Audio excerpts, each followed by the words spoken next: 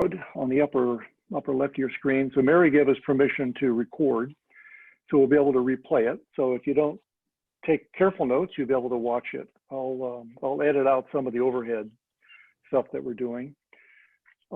This is normally a 2-hour program, and so we'll try to do a break, and Mary will control it about kind of when she gets a natural pause point. Wherever she's talking and wherever the questions are, we'll just take a 3 to 5 minute break and come back. We'll try to keep that moving. One of the challenges with Zoom is how to ask questions.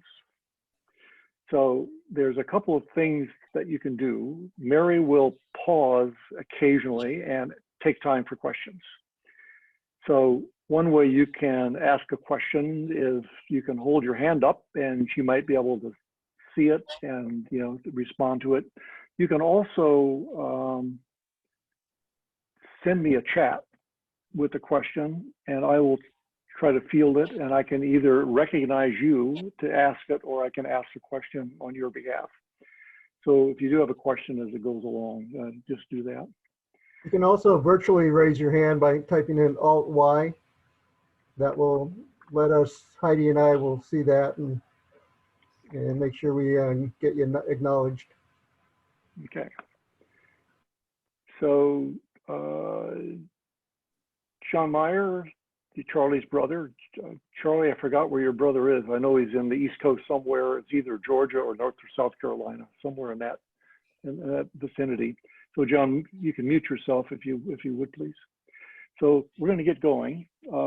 This is Mary May's book, world famous book. Oops. Carving the acanthus leaf, and she just said it was no sweat. It was the easiest thing she ever did in her life. And she had to take a few years off before she does another one, because every writer seems to have that kind of thing. So Mary does a lot of stuff, but she wrote the definitive current book on carving acanthus leaves. Chuck Reinhardt, in the very first introduction to classical carving class that we did, we had a 6-week class, and 3 weeks of those were on carving acanthus leaves, and it was a challenge, and we haven't done one since. So Mary is going to attempt in this nominal 2-hour time to talk about various approaches to carving various acanthus leaves, and talk some and demo some. And I will spotlight her space or body when she's talking, and I will spotlight her hands when she's carving. So she's got a camera set up and she's got herself set up. So I am going to spotlight now her. So now she is going to have control. Can I hear you? Yes, hello. Yes, okay. So Mary, you have the microphone. Okay, wonderful. I was actually just curious, do you have the screen with my close-ups? I don't see it up there. I do. If you want me to, I will. You know what, I'm only looking across the top of the screen, so I can't see the whole group. Okay, I was just making sure. So if I kind of sense that you're ready to show by your hands, I will switch and spotlight your hands. But otherwise, you could tell me too. Yeah, okay. So I'll just say, can we do a close-up? That's fine. I was going to make a comment about the questions. If you do have a question that's specifically about something that I'm talking about at the time, that's probably when you want to do the sort of alert, because if it's done 10 minutes later, and I'm just trying to catch up on the questions, so we'll try to keep the questions current, and we'll work that through. So well, thank you everybody for having me. I really enjoyed last year being out in Portland, and it was a really enjoyable time meeting everybody. You guys took such great care of me. And Larry's a great host. But I really enjoyed that, enjoyed meeting everybody, and so it's good to be back. Unfortunately, the whole traveling thing isn't happening. I only traveled, well, I've only actually taught 2 classes this year so far. One was in March, early March. It was sort of like when I went through the airports, it was starting to get really weird. And that was the last I taught. And then I just taught at Mark Adams for a week. And masks, temperature checks, everything, and realizing how challenging it can be to actually speak for 8 hours, or no, actually it's more like 10 hours a day with a mask on and try to communicate. So anyway, we got it done. But yeah, so for the next couple hours, I am going to talk acanthus leaves. And it's kind of funny because I just recently, I had to re-edit the book, it was for the second printing, basically. We're going through the second printing, so yay, I made it through the first printing. And so as I was reading the book again and editing it, which is kind of a daunting thought anyway, after writing a book, it's sort of like, oh, I never want to see that thing again. But, but I read through it and it was kind of funny because I was reading through it. I'm like, huh, I didn't know that. Wait a minute. I wrote it. So, like, how quickly you forget. So, but basically, so if most of you have taken the class on the acanthus leaf carving, or at least are familiar with the acanthus leaf, what I find fascinating is that quite often I teach, usually like a 5-day class that I teach, I do one acanthus leaf in that class. And I ask the students whether they've actually heard of an acanthus leaf before, and usually about 50% of the people have said, nope, never heard of it. But when I explain that it is like this leaf that comes down on a bracket, or maybe that leaf that's in a Corinthian capital, or this leaf that is on a picture frame, going around a picture frame or a mirror frame, any kind of decoration like that.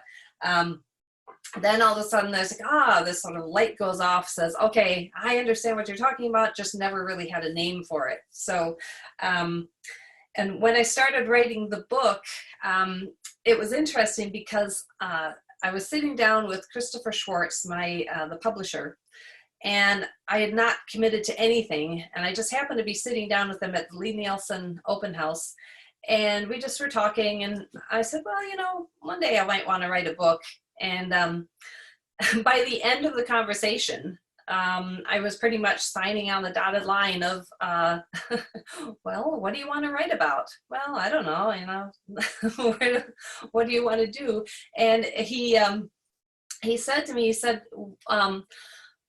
when you think about a topic that you're passionate about, because if you're not passionate about it, if you're not really interested in it, or if it's just one of these things that, it could come or go, then it's going to reflect in the writing, and it's going to reflect in the book. So I thought about it, and I thought, yes, acanthus leaf. And it hasn't really been written about a lot.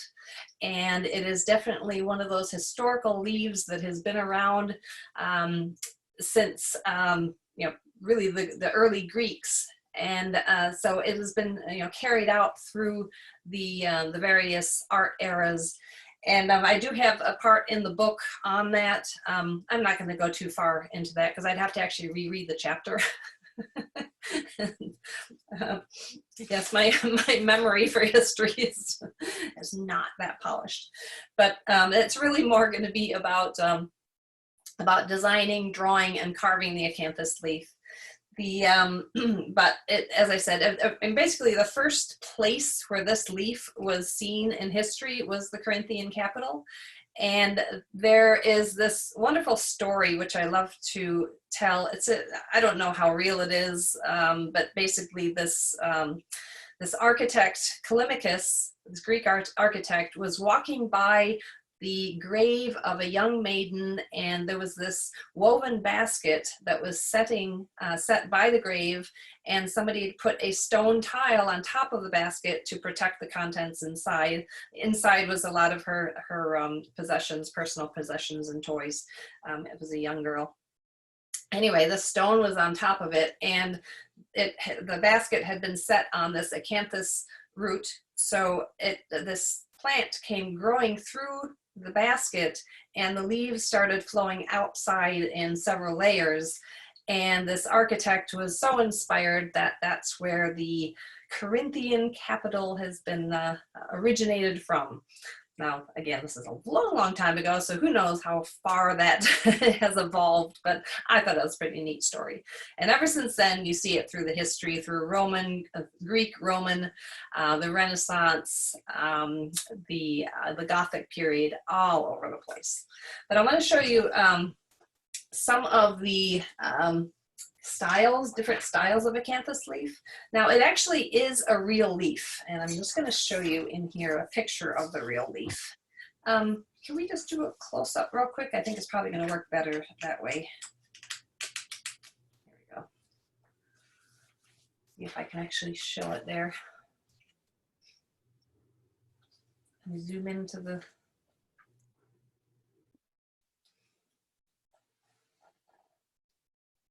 okay, so that is actually a real leaf, and it's about maybe 15, 16 inches long. It's quite large, and this is actually that in it, but in it, large purple and white spikes of flowers come up the center.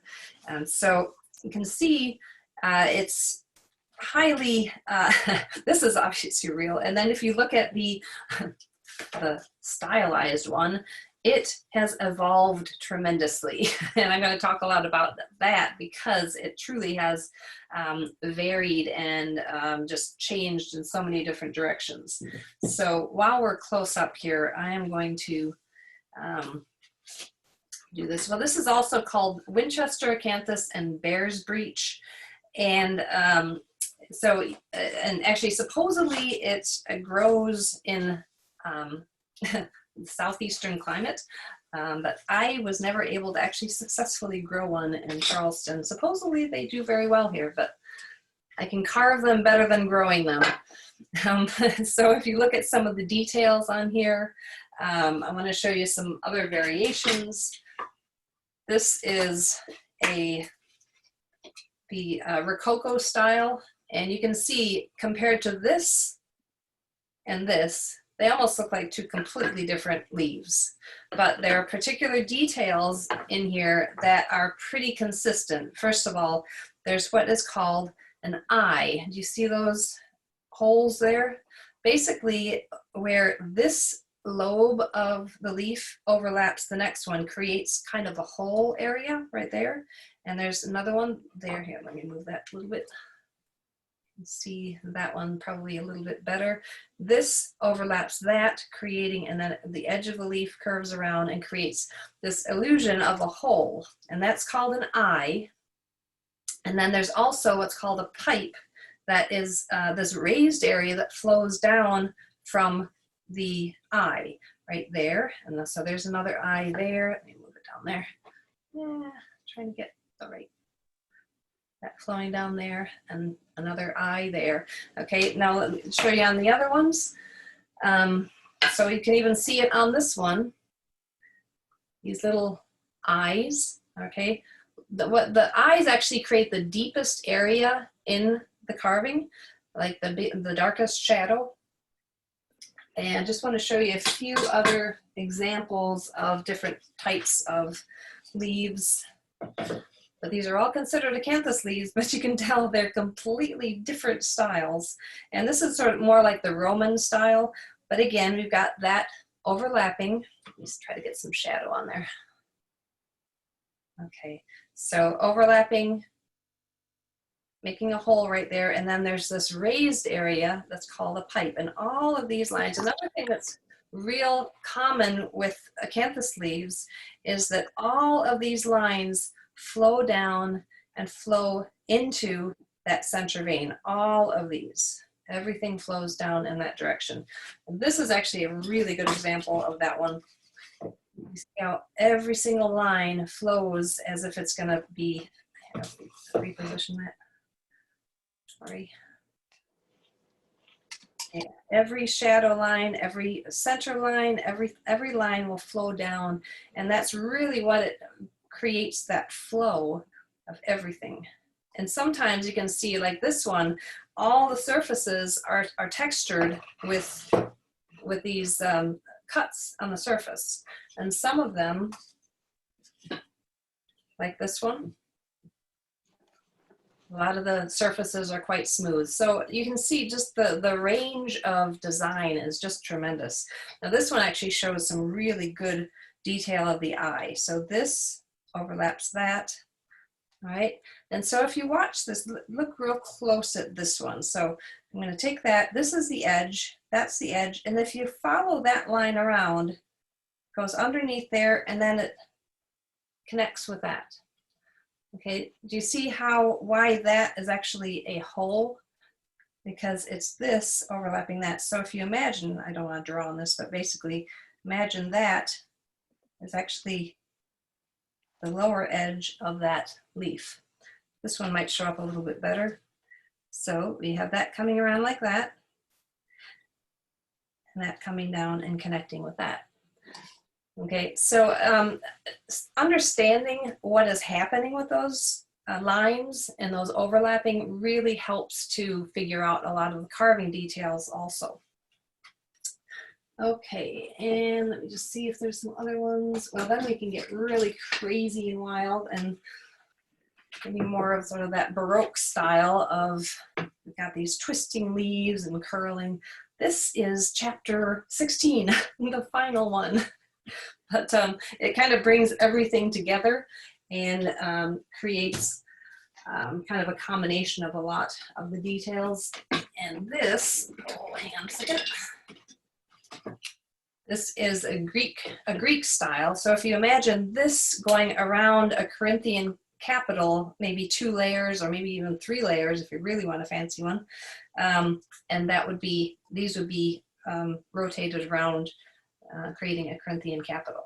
So this is very typical. But again, now if you look at this, very, very sharp angles, but it's still, there's still that eye and a pipe, that eye and a pipe. Okay, so those are real typical designs. Not all the time, but that really is one of the most common things that you can see. And this is something that I actually picked up when I was in London, and it was just an incredible thing. I got it in an antique store, I think for 20 pounds or something like that. And you can see this, now it's actually broken, but you can see the edge of the eye, but this is the edge, the overlapping, this is overlapping that, creating this eye, and then there's a little bit of a raised area there, okay? So I just love that design. In fact, I think I'm going to copy this as a lesson. Unfortunately, the little tip broke off of that.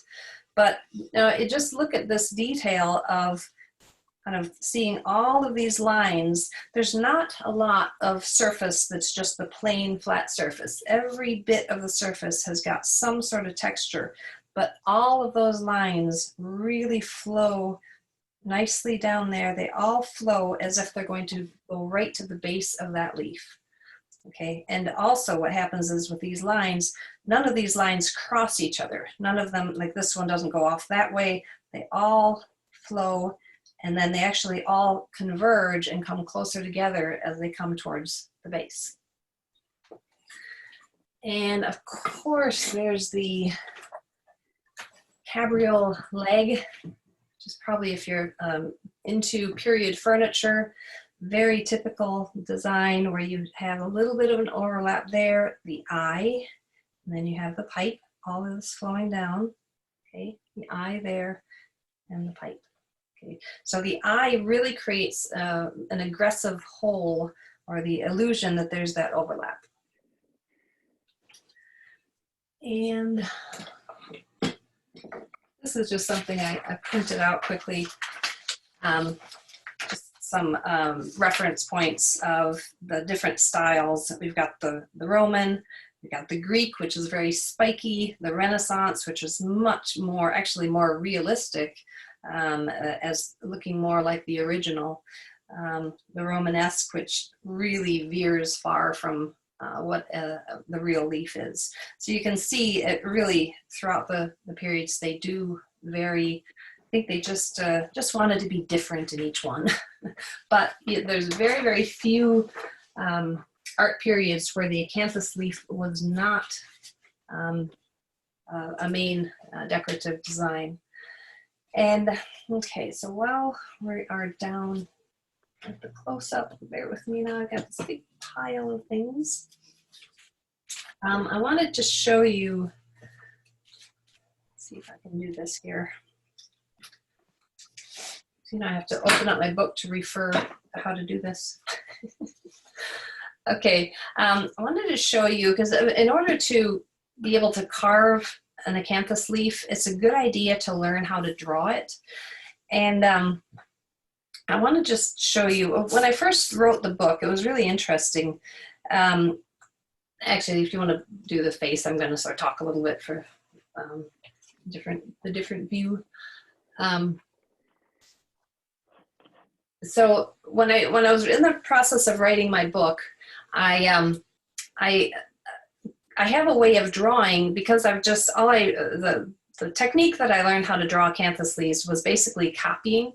And so I just looked at the originals, looked at some of these antiques, and I just copied them.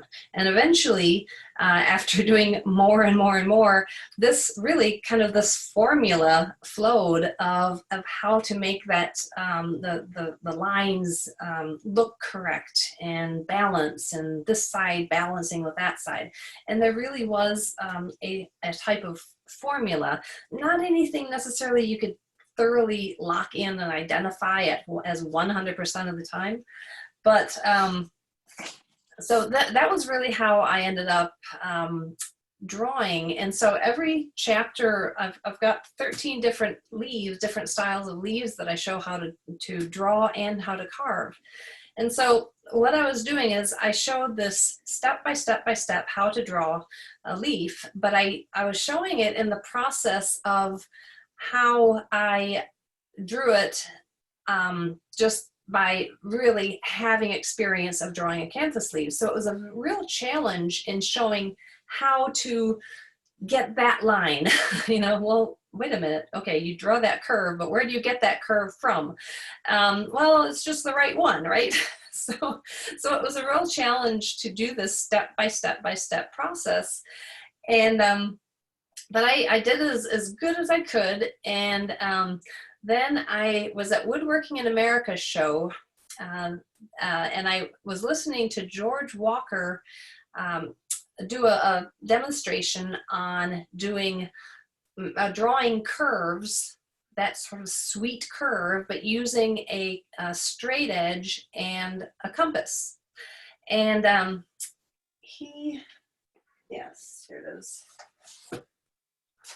He and Jim Tolpin wrote 3 books. This is the specific ones, By Hand and Eye, and it talks about proportion. This is by Lost Art Press. Talks about proportion, talks about using very simple tools to get these drawings. And I was sitting there listening to this demonstration, and all of a sudden my head was exploding, because I thought, this is it. This is what I'm missing. This is what the book is missing. So, because how do you make that nice S, that elongated S shape? Well, you just draw it because it's the right shape. How do you show how to do it? Anyway, open up a whole new avenue of how to explain. And this is to satisfy all my engineer friends out there, my engineer students who just would go, what? Where are you going with that? So I ended up, this was about a month before I was finished with the book, ready to send it off. And I ended up going backtracking, and backwards, literally, have the finished drawing and applying the techniques that he showed, using a compass, getting the curves correct, all of this, and going backwards, and they all worked. That was what was exciting. I didn't have to completely rewrite the whole book, but they all worked, and I could apply all of those techniques to the drawing. So that was the process of, I ended up redoing every single step of the drawing using those techniques. Now, I always encourage people to not rely on that, all right? So get to the point where you understand it, maybe figuring out the curves, and then move to doing the freehand. It gives a little bit more life, a little bit more movement. It's not real locked in and mathematical that way. So I usually encourage people, if you're struggling with the drawing part of it, learn it that way, and then move on from there and start expressing and doing your own designs. Are there any questions that while I'm rambling on? Didn't want to.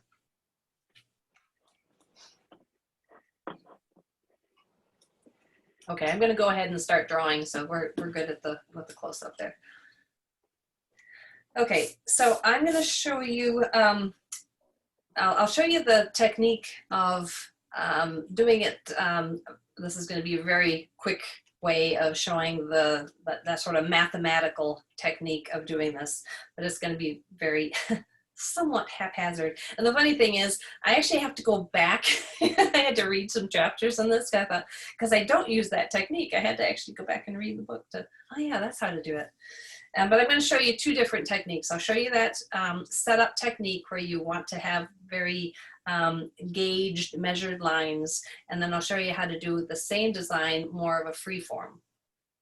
Okay, so basically, no matter what, you want to start out. We're talking about a more symmetrical design. Okay, just a straight acanthus leaf. So start out with just a straight, just an even shape of a leaf. Then you go down and just make the center vein, or the midrib, whatever you want to call it, that main center there. And then what you want to do, and this quite often it comes thin at the top and then it kind of splays out a bit. And one thing you want to keep from doing is in any lines that you're drawing with this, you don't want to draw any straight lines. This is very gradually splaying out. Okay, you don't want to have anything straight, and you necessarily don't want to have anything parallel.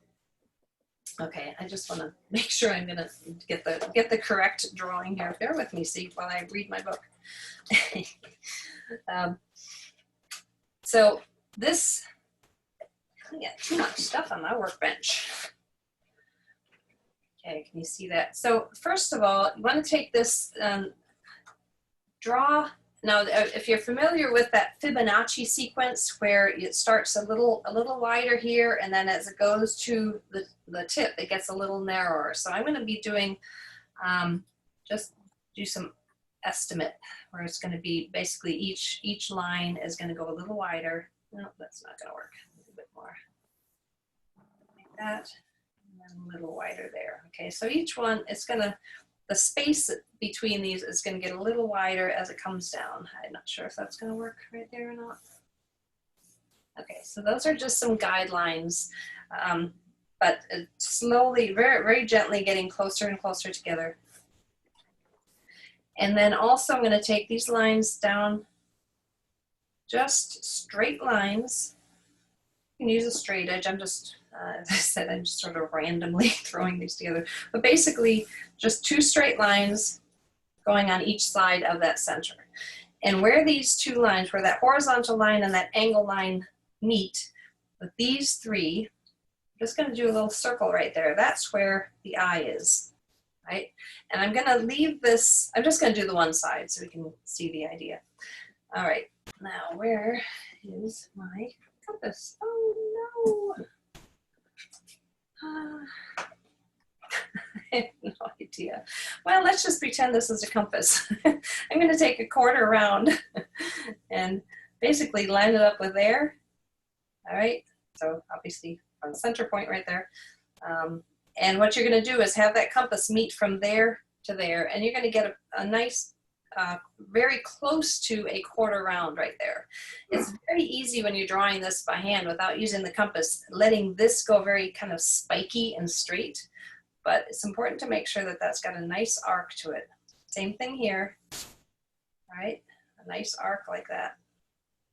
So, but it joins in with that and then meets with that. So obviously this isn't perfect because this is slightly off with that. Anyway, get the idea. So then what you want to do is, as you're coming down here, this is basically the top of the lobe. Each one of these is the top of the lobe, coming down like that.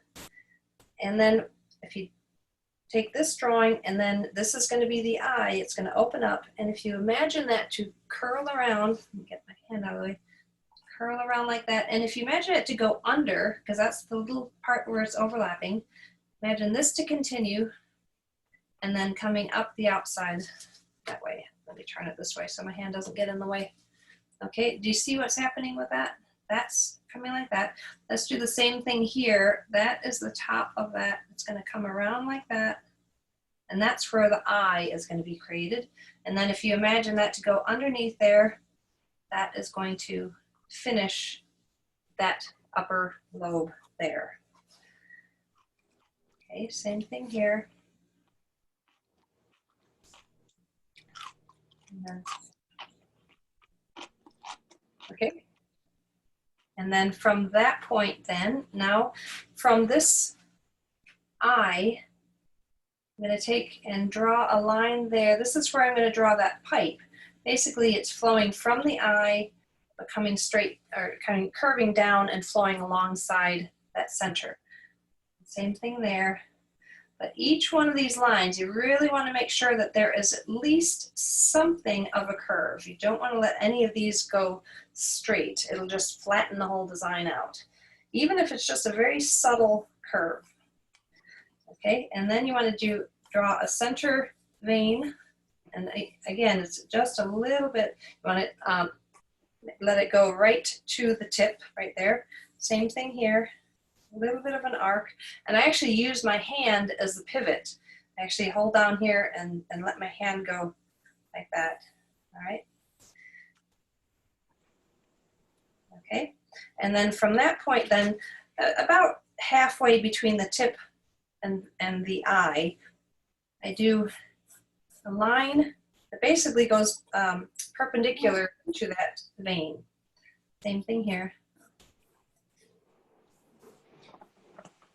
Right, and that's where that's what's think? Excellent pot roast. You sure? I'm not. It's boring. Boring? Well, it wasn't to me. I liked it. I'm glad. Bailey. Yeah, you can give her this. Oh, really? Yeah. Now I'm doing these small little lobes here. Okay, right at that line, and all that is, and these also can be used with a circle, basically, because you want to make sure that these have got a nice curve to them. It's easy for these also to get kind of spiky. So a curve like that, and then just extend it. Do you see how this then, you can make another kind of a quarter round curving down. But what you want to do is also make sure that those, if you imagine those to continue, they also flow in that direction as if they're going down towards the tip of the leaf.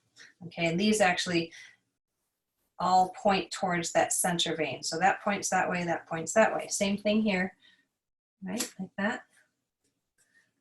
and like that. Okay, and then beyond that, well, you can do another one here, sort of the upper area. And then you can even add more. So when you're talking about the real decorative ones that just have a lot of little small serrations, you can add more. Okay, you can add more and add more details.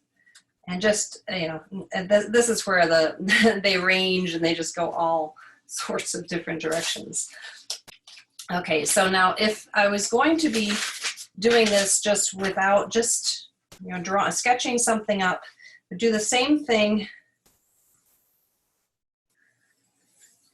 And this is what I would encourage you to practice doing, is just getting the feel for that, and then just kind of do some sketches. And you're basically kind of leaving those sections comfortably spaced apart. How's that for mathematical? Okay, and then coming like that, and you want to have a certain distance away from there so that you have enough room for that pipe to flow. Okay, so there's that, and then there's the eye, and then again, that's coming around like that. Same thing here. And now I didn't draw that angled line, but you see how this actually is getting a little further away as it comes down. So you can figure on that.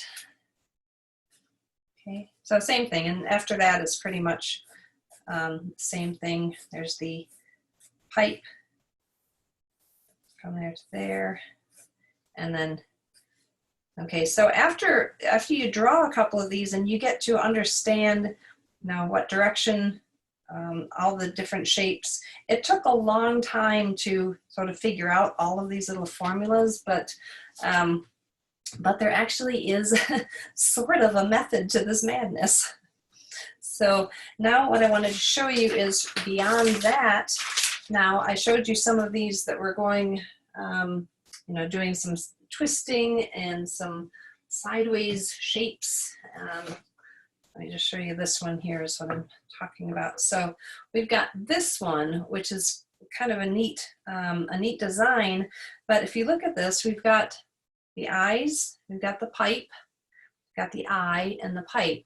But what happens with this one, and this is, I'm going to butcher this because I don't speak French, but it's rinceau, R-I-N-C-E-A-U. And basically it's a repeated scrolling foliage. And this is the type of thing that you can see repeated across maybe the frieze of a room, and it just continues and continues and continues. And it really is a beautiful design. And so by having this, basically this is the center of the leaf. The other side of the leaf is now kind of hidden behind, and therefore it gives a lot of variety where it can just sort of twist and bend. And then we've got this, which kind of curls around really tightly. That's sort of that Rococo style. It actually is in many, many styles. It's in the Renaissance, Rococo, a lot of that. Just beautiful scrolling around, but the center of that is going along the outer edge. So you only see one side of the leaf. And so let's just see if there's another. Okay, are there any questions with the drawing of it? At least with that straight one. So I want to show you now another, as you know, that was just a symmetrical one. Now I want to show you, if you take that same idea and you do something like that, okay? And this type of design, that sweet curve like that, that's what that book helped with. Is how do you get that? And after a while, after you use all of the techniques of getting those curves, that's when you get to your hands and your eyes actually get to understand and get to recognize when it is it's that nice sweet curve. Now, speaking of that, I actually am doing a live stream on Thursday, and George Walker is going to be my guest on my live stream. And George Walker is the author of that book, and he's going to be demonstrating a lot of things, packing a lot in an hour. So I don't know, Larry, if you could put up a link to the live stream. It's a Twitch channel, but that's happening Thursday at 1 o'clock Eastern time. And so he'll be going over things like this, and he's done a lot of amazing teaching with us. Okay, but I wanted to show you now from that point, you start out, so let's just pretend this is the center line of the leaf, and then I'm going to kind of open it up. Again, it should be based on a general shape of a leaf. That's a very strange shaped leaf, but anyway.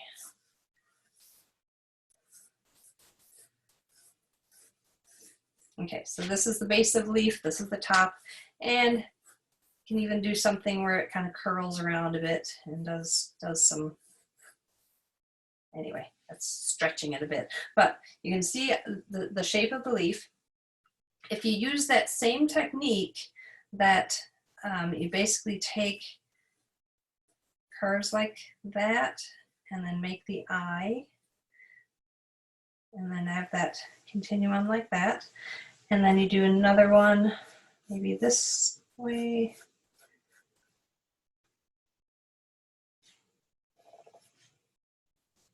Okay, so you can see that idea, and then you can do the same thing on the other side.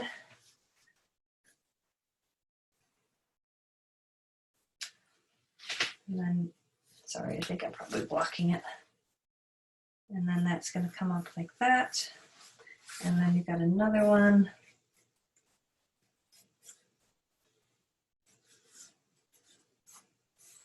Okay, do you see how now you can do the same thing and have it kind of flowing and curling, but now if I take that and pretend that that's actually rolling and flipping, then this is going to be that, what I was showing you before. Actually, this is, let me just do this. Okay, do you see how that is kind of, well, far from it, but anyway, you get the idea. So, and then you can end up having, you know, a scroll there, embellish it a bit, but that's basically the idea. That is how you end up getting a half of a leaf. You can just start. So this then is that area. So that's the outer edge then. And just completely erase that, except I lost my eraser.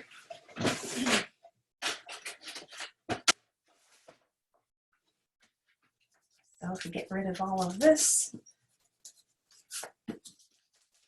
and you can have that flowing, curling leaf. And then of course, then you do the more, all the details from that point. This one got a little small. All right, then you do continue to do the, all the details at that point. All right, then you do the small ones, small little sections. Okay, so that's basically how they end up getting those curves like that.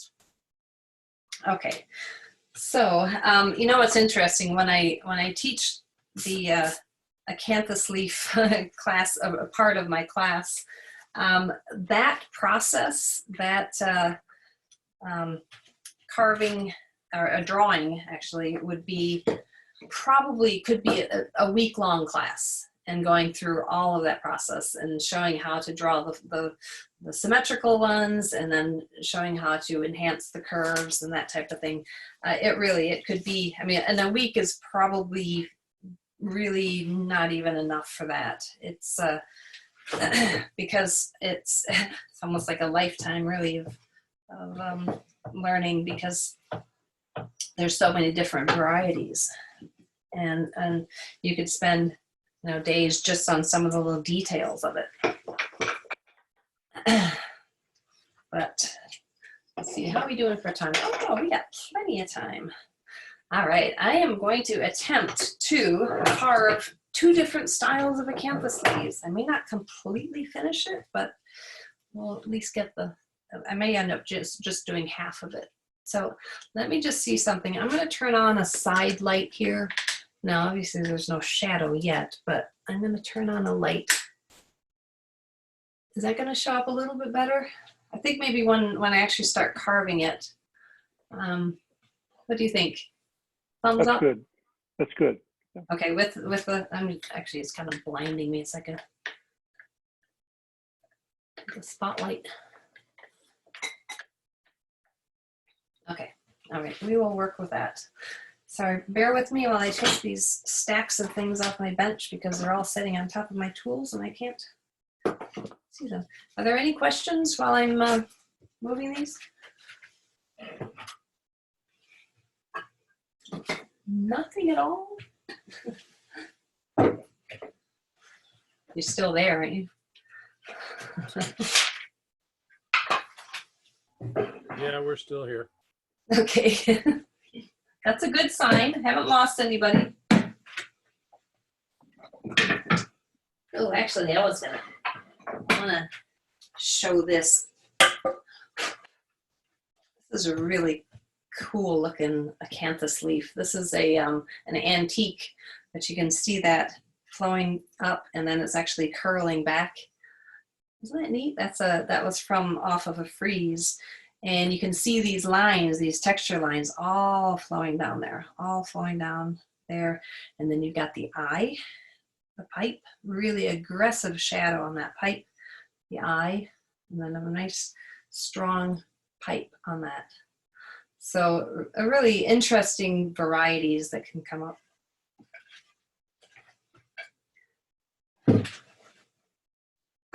And you know, a good way to practice, well, just go online, Google acanthus leaves, or stylized acanthus leaves, or carved acanthus leaves, and then you just get some really good examples of designs, and just draw them, copy them, and just play around with them. Sometimes even when you're first learning, even get some tracing paper. So you can take something like this, all right, take some tracing paper, and just so you get a feel for that design and get a feel for the flow of the lines. And you know, that's because there is that that system to it, that once you get it, then it goes much easier. All right, so let's get pencil. So let me show you where I'm going with this. This is actually the first chapter. It's just a symmetrical book. Okay, symmetrical leaf. It's a symmetrical book too. So if you look at this, we've got that all of the eyes, all right, we've got the pipes. And so it really is just a very subtle design where the overlapping lobes are clear, and then just a simple V cut down to show where the center lines are. And I'm not going to do a lot of real sort of aggressive shaping with this. I'm going to try to, let me just do a little bit of rounding over of the outer edges. Okay, this is just a number 314, just to give it a little bit of a rounding shape, just so it's not a perfectly flat leaf. And you can do this quite a bit more too, if you're taking this, because this is actually a really thick piece of wood for this. Almost a little bit of an overkill for the amount that I'm going to be carving. So this is a number 314. I do a lot of this kind of general rounding with the bevel side down, and just really removing a lot of wood that way. Ooh, the grain is doing something wild there. Did you see that one? Guess we're going lower. Yeah, I kind of felt that one, and I thought, ah, well, it's going to go anyway, so.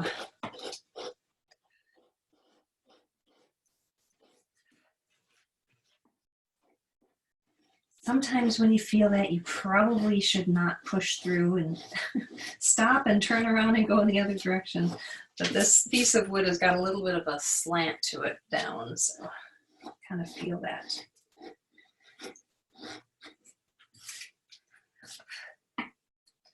Okay, do the same on this side, and just do, not really focusing too much on any of these individual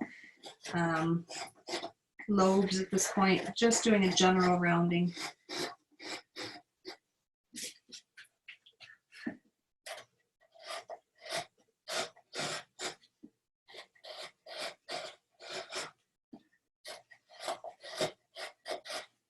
Now you could even take a flat chisel and do this too.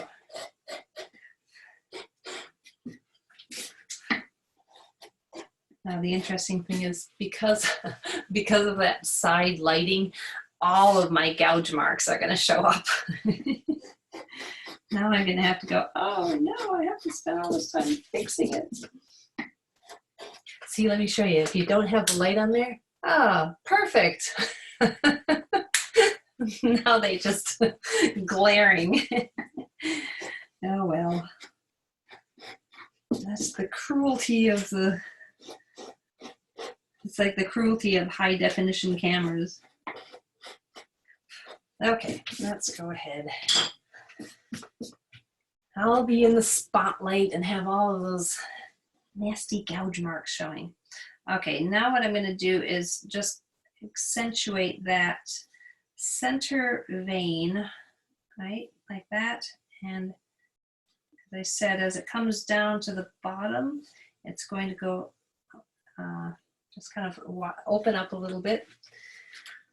And I'm going to take a V-chisel and just go right along that edge.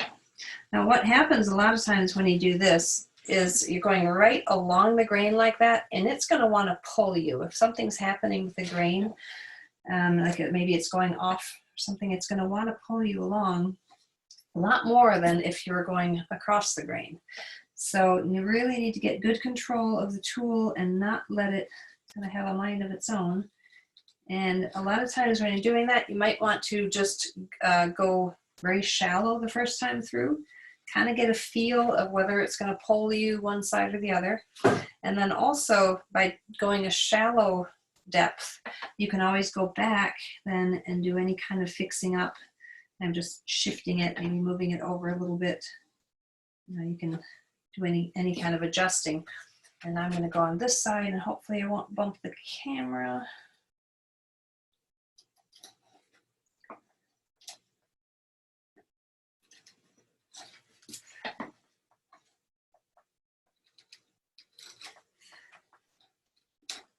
Okay, now that's actually quite wide, so I'm going to do a little bit of shifting over and thin it down as it gets to the tip. Thin it down on the side. So I'm just shifting it over a little bit to get a nice shaped vein line. Okay, and then sometimes I look at it from this way. If it starts doing something wobbly, this is going to be a symmetrical one, so that should be really pretty even. And you can look at it, and I've actually put my face over here and view that way. Okay, and then now I'm going to take, and this is, oh yeah, that grain is doing some very strange things. Got to go this way. And just so it kind of flows in towards that V cut that I made, just so it rolls in a little bit, just to give it some dimension.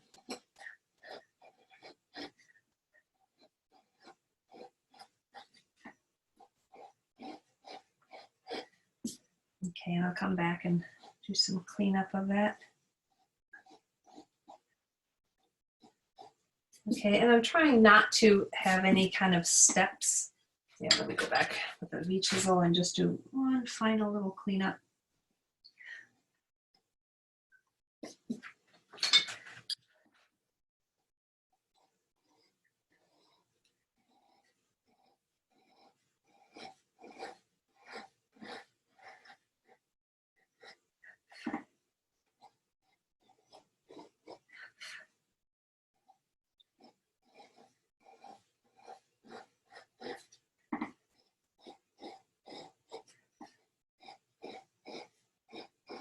As I said, any of these, going around the outer edge or even going around this area, I could use a flat chisel too, because it's basically, because I'm using the bevel side down.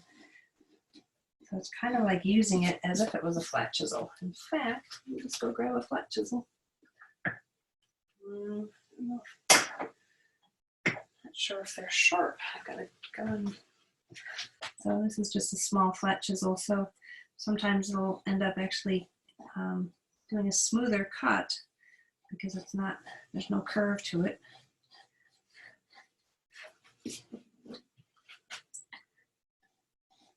So this is just that general shaping before I really do any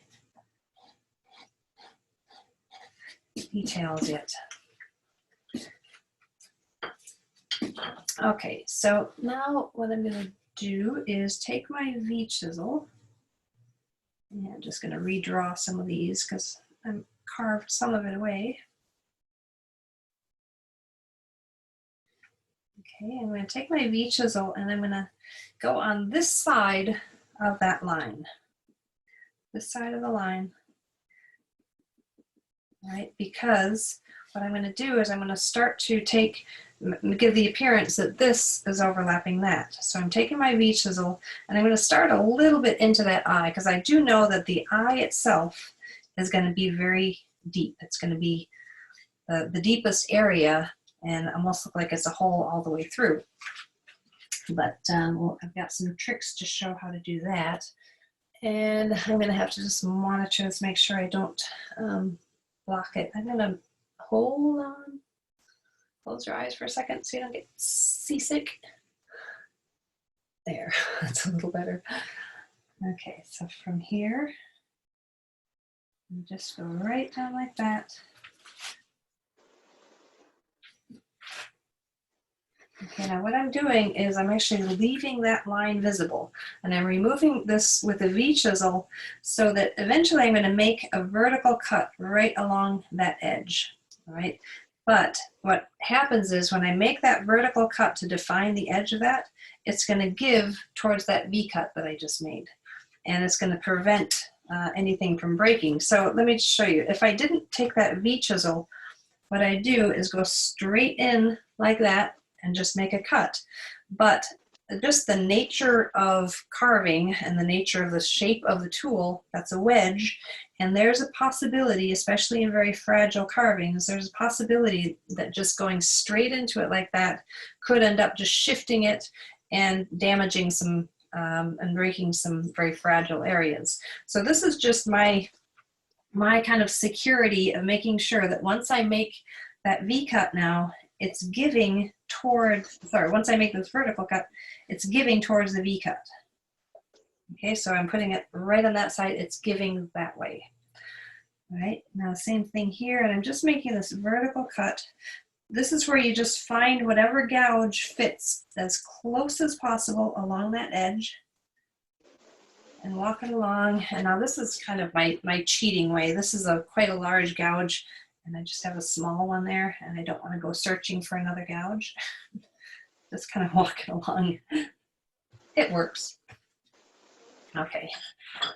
And then so I'm going to go back and finish up these. And I'm leaving that line visible. I'm going on the far side of that.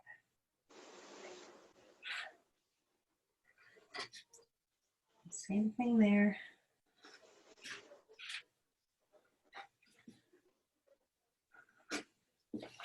All right, now I'm going to have to use another different gouge.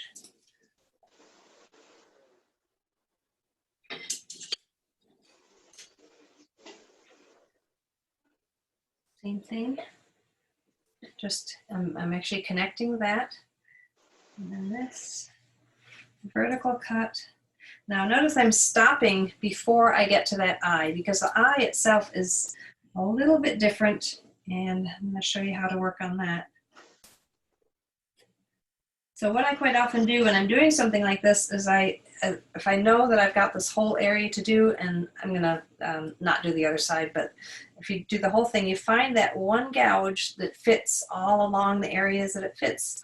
I've got this gouge in my hand, so I go and make those cuts, and I make those cuts on that side, put it down, switch gouges, and do all the next cuts. And that really ends up just being more efficient in, you know, it's the tool in your hand. It also keeps it consistent because if you've got a symmetrical leaf like this, if a tool fits on this side, it's going to fit on that side. All right, so it ends up just keeping it consistent and efficient. Okay, so I'm just going to go now, and this part here should look like it's going underneath. So this is the lower part there. That's going underneath. And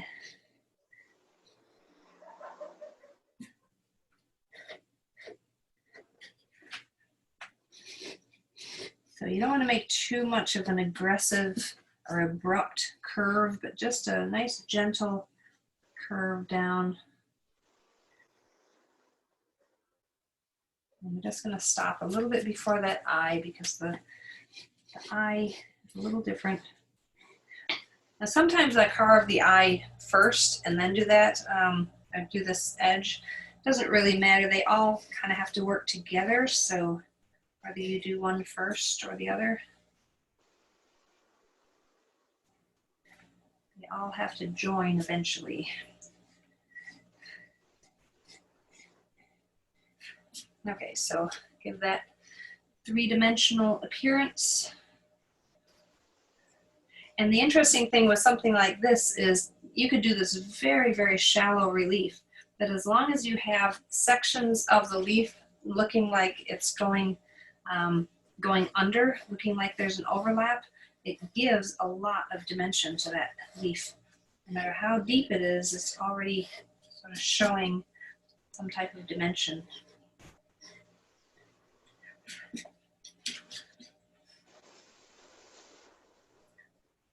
Okay, now what I'm going to do is I'm going to take a number 11. Okay, number 11 is a U-shaped tool. It's also called a veiner.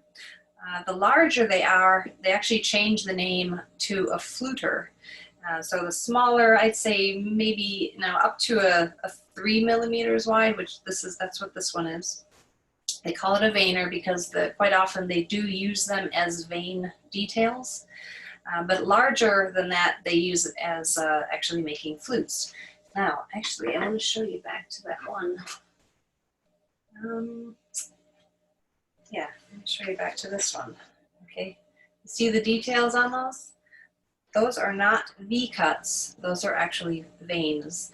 So the veiners are actually used to make these very, very subtle, soft round curves because the shape of the tool is U-shaped.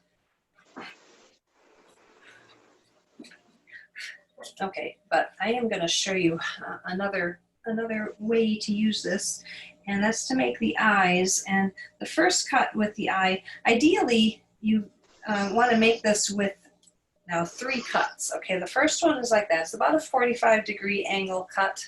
Doesn't look like 45 from that angle, but that angle. So you're just going to define the curved edge of the eye. Then I'm going to take, this is a number 3, 6, and I'm going to continue, basically connect with that cut, and I'm going to roll it forward, and then I'm going to make another cut on the other side and roll that forward, just push it forward, because ideally what I want is a teardrop shape that comes down to an inside corner. If I just do a straight vertical cut with that, there's going to be a really difficult part to get out. So it's almost like a little chip carving cut right there. And I want to show you, come back and kind of connect that previous area. So I want to, let me just show you a close up with that and show you what we're trying to do with that. You see, so we got this edge as a curved edge there, which is created by the number 11 veiner. And then a cut like this, that way, and a cut on that side, down just at a slight angle so that it comes down into a corner. And I would suggest, when I teach this, I would suggest to have a scrap piece of wood and just carve a bunch of eyes, because you don't have a lot of opportunity to get it right. So go, draw a couple of these, make the cut, and ideally get to the point where you just make a cut like that, and then just pops out. That's sort of that in that perfect eye world.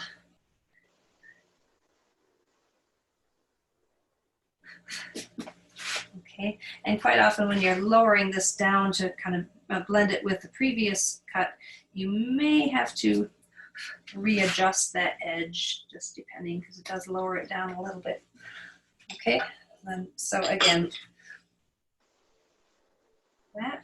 Now, nice thing about this is there's, on this leaf, there's 6 opportunities, so you get a test. You can usually tell the steps. Okay, this is the first one, this is the second one, third one, and by the time you get to the 6th one, you've got it down. You can see the process.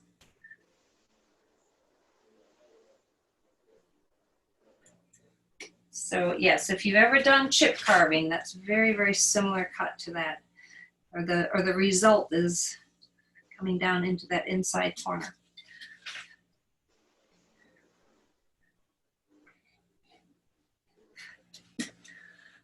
Okay, and now from there, that's when I want to do that pipe Okay, so from that one side of the eye down, this is going to be this raised area. Basically, there's going to be a raised area that extends down and just fades off and just blends right in. It doesn't actually go right into the edge. It kind of just goes right alongside and then disappears.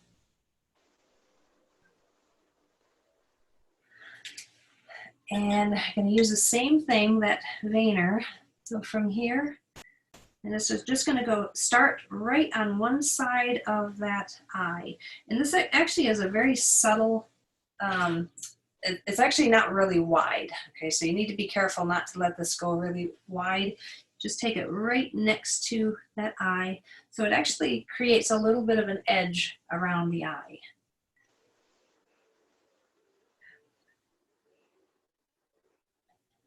And with these, with the pipes, you want it to be wider there and then go closer and closer together as it comes down. Same thing as everything else. All these lines, everything is going to come down, flowing down, and basically coming and converging, coming closer together. So the same thing for the pipe.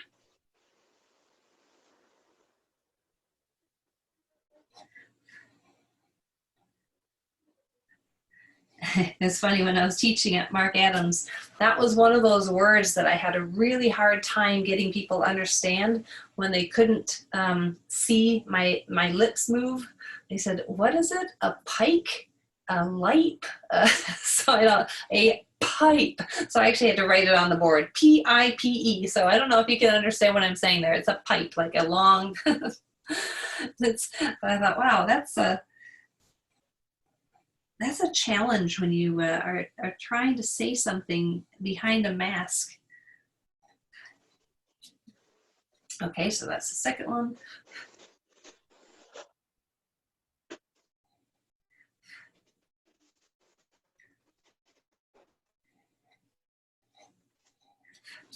All right, so now I'm going to take, and the pipes quite often aren't really sharp like that, so they're more softened. So if you're looking at it, where can I draw this on here? It's more like softened like that, right? Oops, like that. Okay, so it's more, you're just taking off the little corners.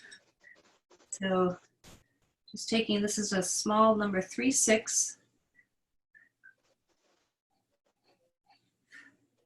And just going and creating more of a rounded, and then as it goes into the other section of the leaf, the rest of the leaf, I'm just going to blend it a little more aggressively in there, because this should really appear to be the highest point. Okay, so we've got the lowest point, which is the eye, and then this pipe should, even though technically it's going to be probably the same height, it should give the appearance that that's this little ripple.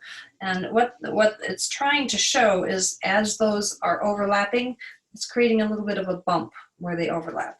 So just, it's not something you actually see in the real leaf. It's very much a stylized part of it to give just a little bit more dimension to it.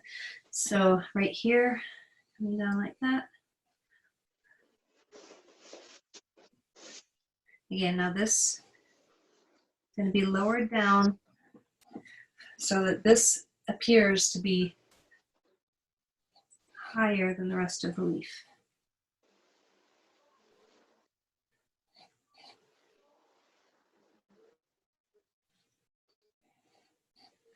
Okay, and then that's flowing down there. Okay, so that's, so I really don't want to see any real sharp, aggressive corners. Now this, it gets a little trickier because it gets smaller and tighter in there, but just do as much as you can. Try to get into it as close as you can.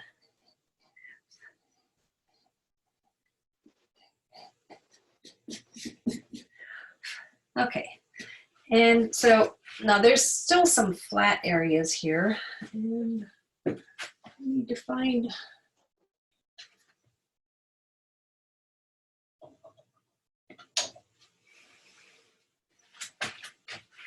lost track of some of my chisels.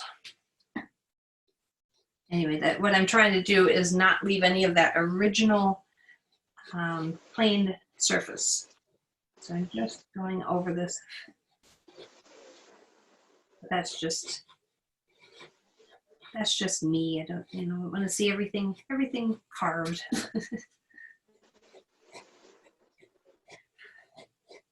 Okay, so at this point, then, what you can do is you can either start shaping these individual lobes. You can do a lot of different shaping. Again, let's show you the details of this one. Do you see how each one of these individual sections or serrations end up being a hollow, which ends up creating a ridge? And that ridge also should flow down. Do you see this one? That ridge also should flow in that correct direction.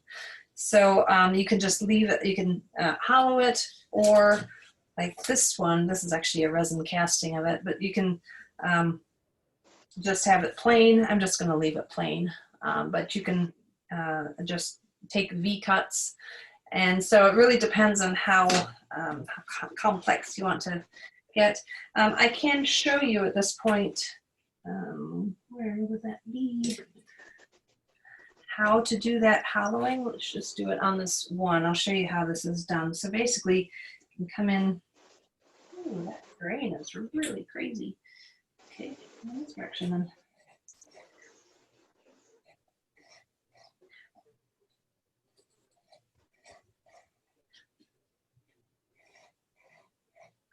Okay, do you see? And that's going to be one large section there. You have to come back in this direction. And then maybe another one right there. Nope. Not going to cooperate with me there. Okay, do you see? Now that's created a nice sharp corner there. So it's not only the V cuts and the vein lines, it's also those ridges. They're important to make sure that they all flow in that correct direction.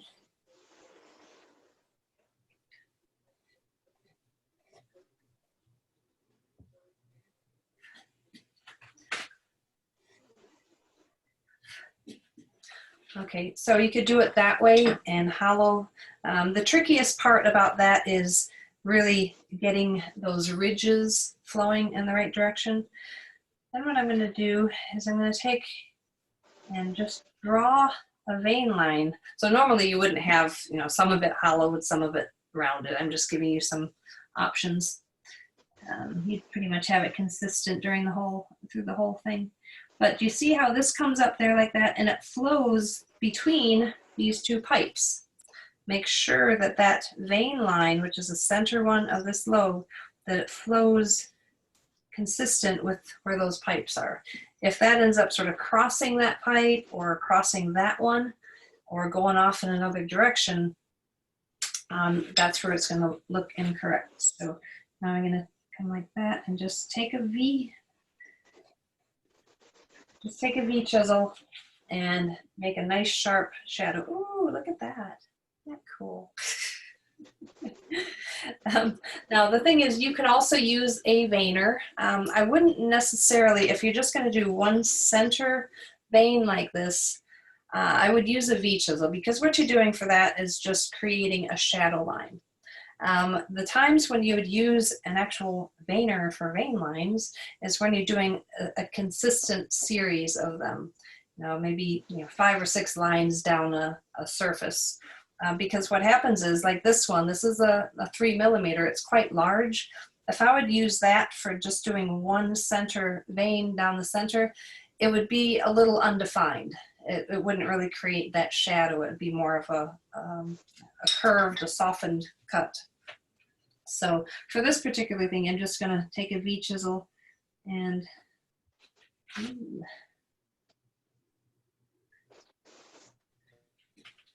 just to create shadow. Okay, so same thing on these, and that should go pointing towards the tip of that. And again, this also is going to come down and flow between that pipe and that pipe.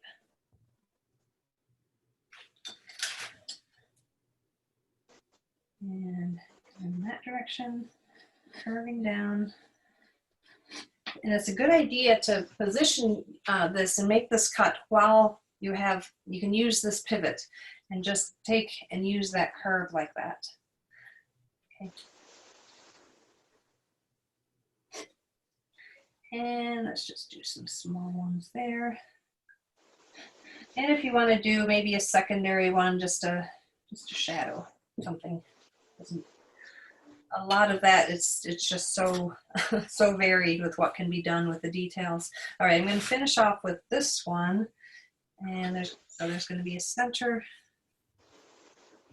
right there.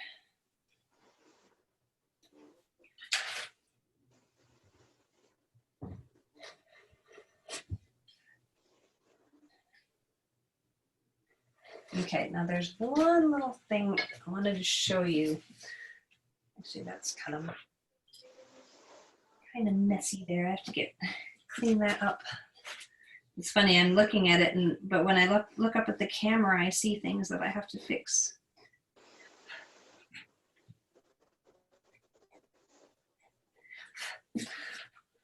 Okay, there is this wonderful little cut, and I call it the notch cut. And I'm just trying to find the right gouge for it. Yeah, let's go ahead and use this. Okay, so each of these little serrations should have a little cut that actually extends in a little bit and then a little bit further up towards the tip. And I'm wondering if I should rotate this. Let me see if this might show up a little bit better, because it's an awesome cut. I don't want you to miss it. This is when you actually have an audience that can verbalize. You see the ooh, ah. See, I can't hear that now. I need to I need to hear it. I need feedback. Ooh.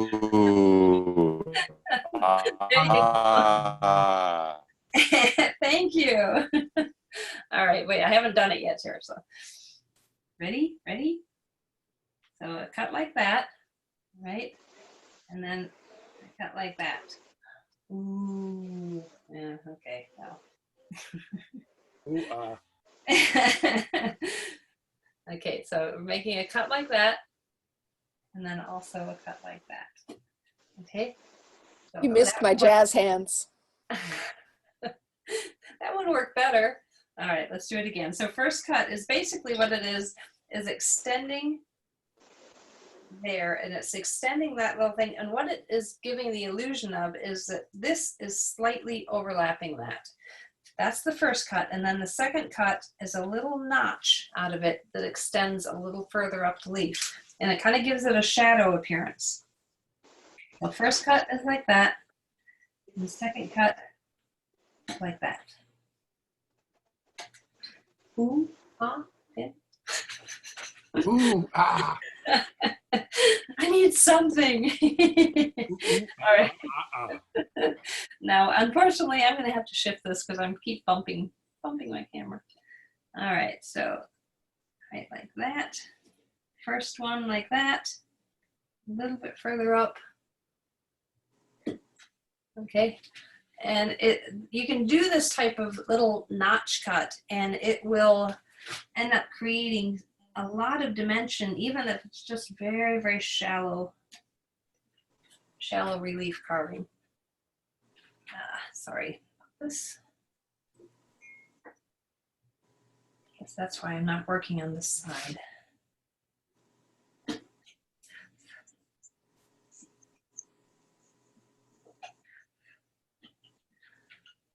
Okay, let me hold it up so you can see. Okay, so do you see, there's the ooh-ah cuts. Nice. Like that. Okay, so that's what I'm trying to get to. So, but it's just very, very subtle, very subtle. And the thing is, what you want to keep in mind when you're doing that, they don't necessarily go kind of a rule that I go by is however far out they go there, I don't bring it in any further than that. So however far whatever space that is, you want to bring it in about that much. If you end up taking it too far, it ends up looking like these are individual leaves. So that's just very, very subtle shadow. Okay, and there's one other little detail that I want to show you. It's kind of another detail that shows up occasionally, but let me just show you on this one. You see these little notches on the pipe? That represents that the eye is actually kind of lifting up a little bit and creating a little bit of a wrinkle along the pipe. And you see it quite often, especially in very shallow relief carvings, because it just basically whoever was designing these originally was trying to just create as much details that would make it deeper than it actually is and give it that three-dimensional illusion. So these are just little kind of wrinkle cuts along the pipe. And so if you imagine this edge would be kind of like curving up and creating these little folds along the pipe. And all that is it's very similar to that little notch cut. Oops. Similar to the notch cut, but it's basically one cut like that, and then another cut like that. And then they get a little smaller as they go down the pipe.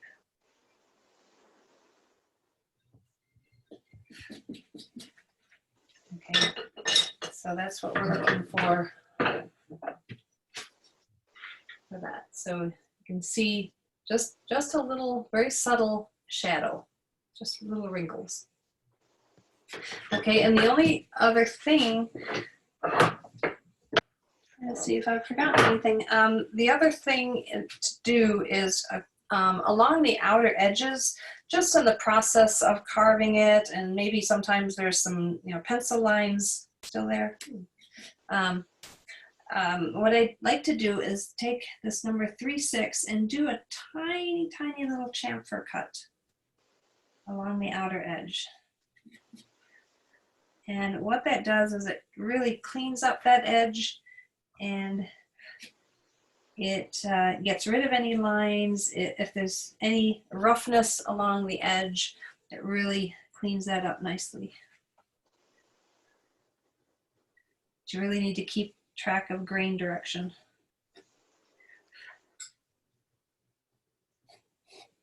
And you just go all the way around all the edges, and let me show you a close up of.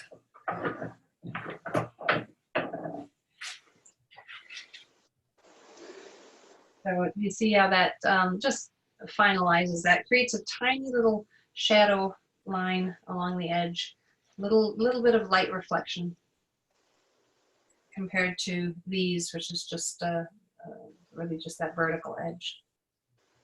So I do that quite often on a lot of the carvings that I do, is that final cut, especially if there's high edges. It ends up protecting it actually. If you've got edges that will get bumped or snagged, it just protects those also. All right, so are there any questions on this one? Because I'm going to go on to a different design, different style. Mary, I'm going to suggest that we just take a couple minutes stretch break. I was going to say, wait a minute, I completely forgot. Yeah, it's already an hour and a half, but that's also a pause for people to think of questions Okay. that they would like to ask when you come back on, before you move on to maybe a next topic. So let's say 3 minutes, and we'll come back. All right. Or you don't have to go away. One or the other. Drink my coffee.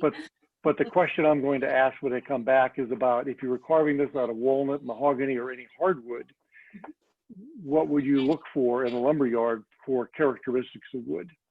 So don't answer it now, but that's going to be a question that that's a great we'll come question. back at you. Okay. I'll think about it. Okay.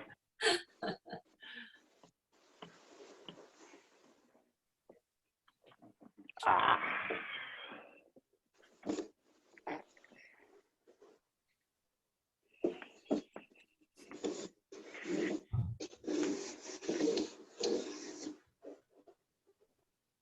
nice to see you.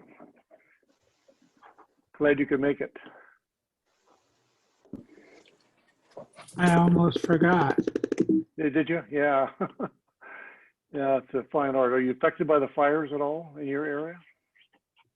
No, some friends of mine, not right here.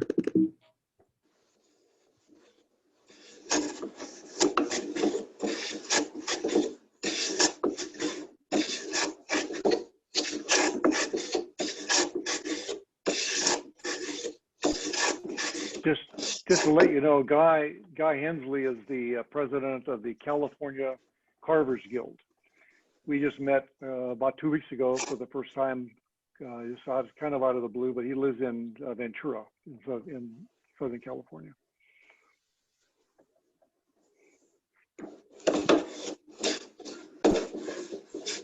Sunday was screaming hot here. Today it was almost cold and rainy.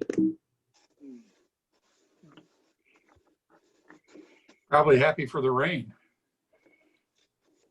Yeah, we're not getting any smoke here, but it's okay. Unknown caller. Unknown caller. Who's calling? Is that you?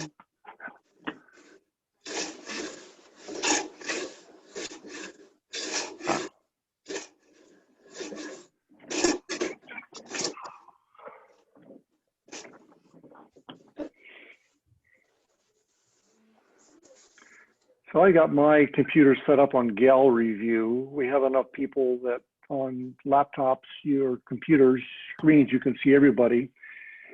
So you might want to think about that just for a few minutes to field any questions if you want to see what's going on.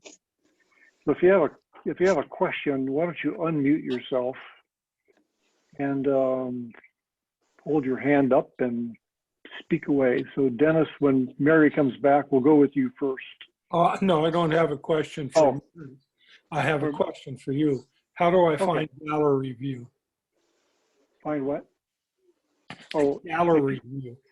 So depending on which kind of computer you're on, it's on the upper right-hand part of your screen. It'll say either view or speaker or gallery. Got it. But mine says view, and underneath that is gallery view. Okay, now I've got gallery, I guess. Okay. I see a lot more people. Yeah, that helps a lot. There were about 25 people on for the call. Yeah, sometimes it's good to get just the speaker view so you can see what the details are. Yeah. Okay, so Mary, we're going to stay in. Who has a question for Mary? Who has a question? I liked your question. Yeah. So okay. Answer that while I wait for others. So the question was about woods. So ultimately, there's sharpening and woods and design tend to be sort of generic questions for all carvers. But for acanthus leaves, if you were shopping for quarter sawn or flat sawn or any kind of sawn, what would you look for? And what kind of hardwoods would you stay away from? Or would you stay away from any? Oh goodness, that's a tough one. Sometimes you just can't stay away from them. There's been times when I have worked in woods that are not the most desirable, but it has to be because that's what the furniture is made of. Cherry is very challenging because of the fact that there's a lot of kind of squirrely grain in cherry potentially. So with anything, whether it's walnut, cherry, mahogany, you definitely want to try to get as straight grain as possible.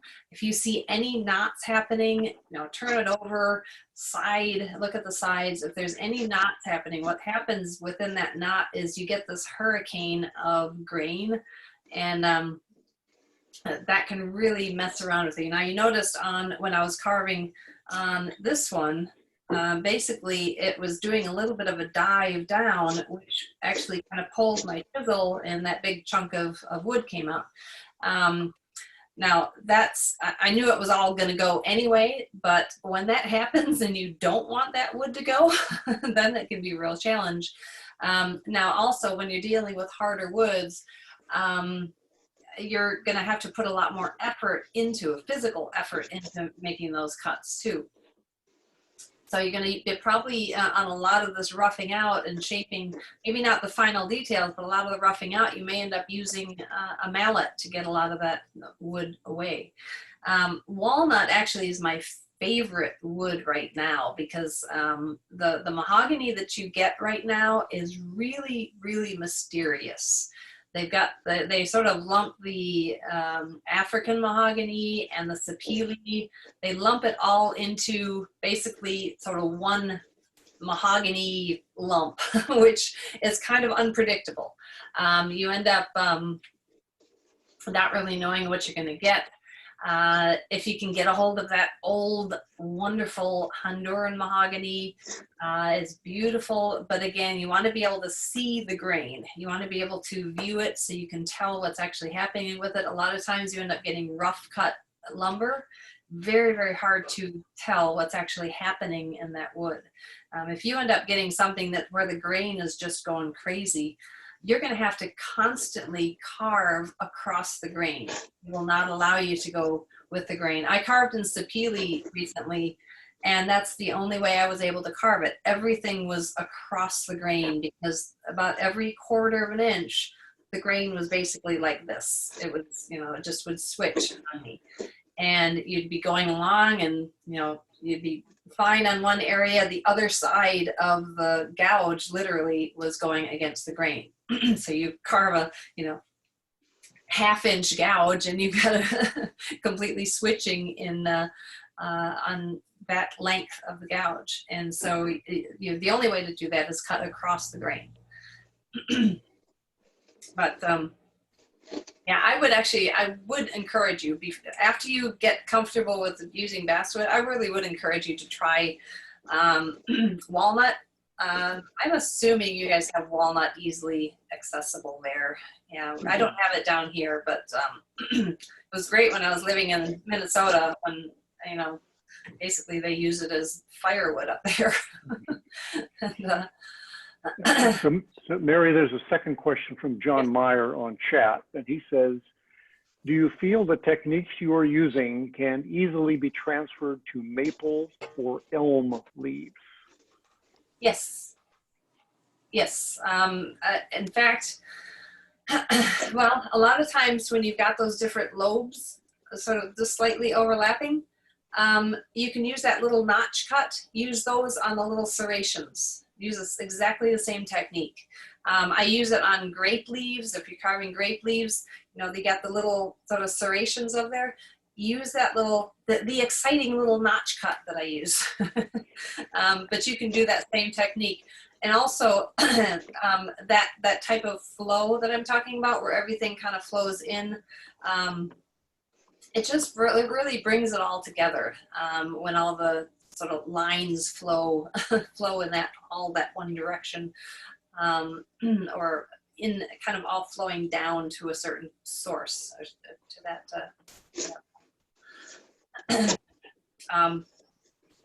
But yes, any of those leaves you can use very similar techniques. Okay. Are there any other questions? I had one. It won't enhance your anybody's carving skills, but Mary, how are you suspending all those chisels? That's not a magnetic strips, are they? It is. I've been using that technique for probably 6 years now. Yeah, and it works great. Wow. I'd be afraid that they'd get knocked off too easily. No, it's surprisingly, and yes, Harbor Freight. Nobody heard that though, right? No, they work fine. They hold on tightly. I've never had any issues. I mean, basically what I do is I just grab them, like, can you see that? Yeah. And pull, and Now, a lot of people wonder whether they actually get magnetized. I've never noticed it. Every once in a while, they might do a little bit of, if they're on my bench and they might sort of go towards each other, but nothing to the point where you're like having to pull them apart or anything like that. And if people get too worried about the magnetization, there's actually something where you can, some machine that can demagnetize things if you're really concerned about that. But I've never had any issue. They're great. They fill up space on my wall. And they're easy to grab. And they are, yeah. You can demagnetize with an old tape demagnetizer, tape eraser. Yeah. The old cassette tape erasers. Okay, there you go. But I've never had any issue. Somebody else mentioned that the concern that they might have is when you're sharpening, that the little bits of metal might get magnetized. But the thing is, I'm sharpening with water, a water stone, and I'm assuming that just completely eliminates any issue with that. I never had any issue. I suppose if you're dry sharpening, maybe the little bits of metal might do something, but I haven't had any issue. No, it's a great way to store. I've got. They're going all this way and they're going along that way. They're my babies. Okay, Thank Mary, you. we'll pause. We'll pause the questions and let you get on. Okay. All right. Okay, you want to go close up again, please? I gotta get back there. Hang on a minute.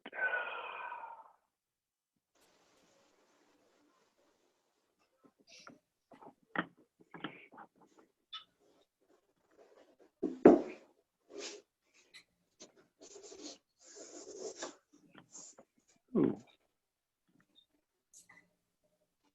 Is it still going? Yes. Well, for some reason, I'm amazing myself because I've got you twice now. Why is that? Do I need to start my phone one again, or is it?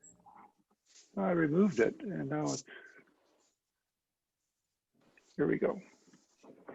Okay, there we go. There you go.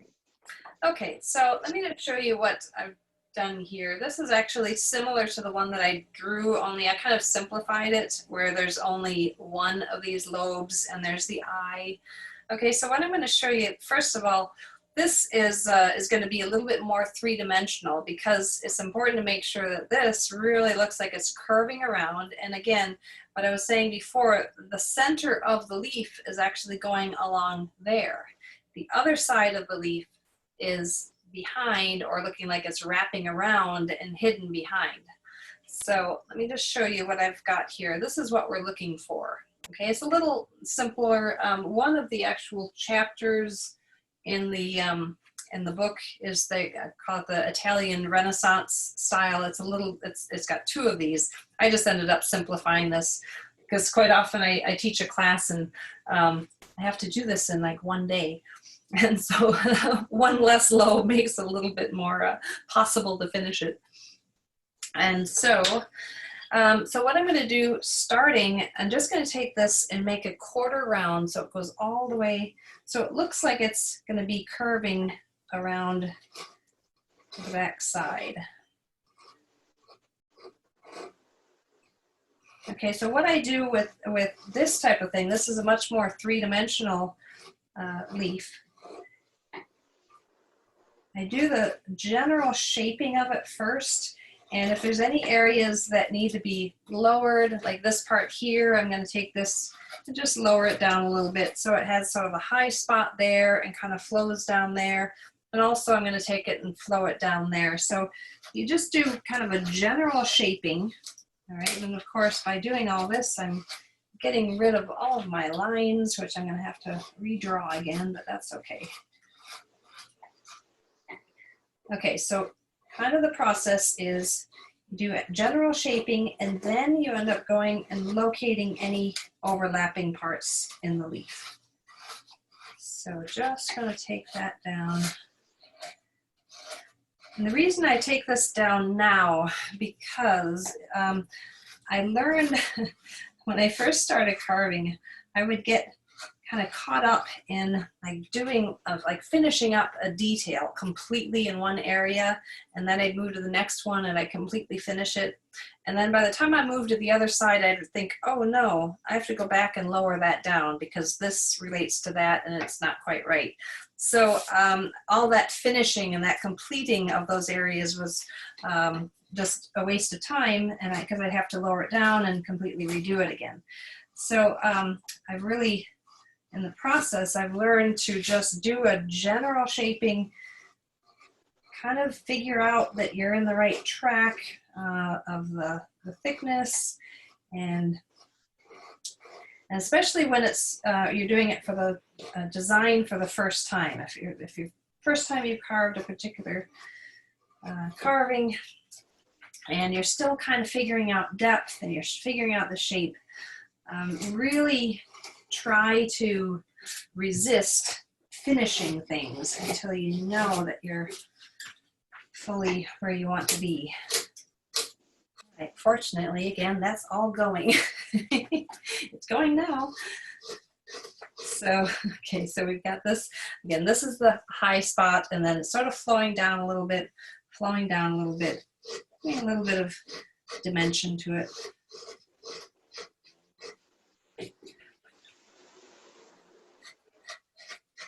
All right, and then I'm also going to take this tip of that lobe there and just give it a little bit of shape as it's coming down this way. So that I don't really have to do much shaping of the leaf. So it's kind of rounding down there. Remember, I don't like to really leave any of that kind of original plain surface. Okay, so once you do that, now you can see all of my lines are gone. And I'm just going to do a redraw some of these. This is that overlapping, and then there's that eye right there. And you see now that, if you imagine that to go under, it should connect with that one. That's where you know that that eye is correct. As long as that goes there, and then this one goes underneath. And so similar to the flat one, or the symmetrical one, take my V-chisel and just lower that part down.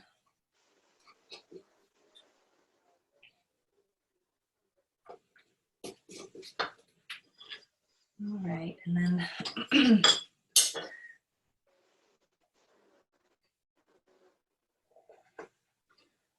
just define that edge.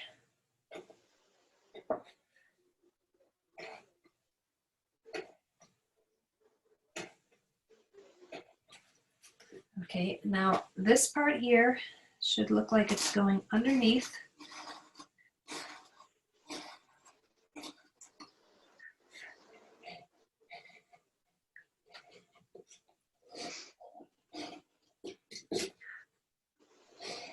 Okay, so any parts that have a very obvious overlap, and that's about the only one we have that's really where one lobe is overlapping the other. Now I'm going to come in and make that, create that eye. So again, now there's only one chance on this one. That cut like that. And sometimes you may have to use something larger. This is 3 millimeter. It's pretty small, so I'm going to kind of open it up a little bit. And then form that side and on that side.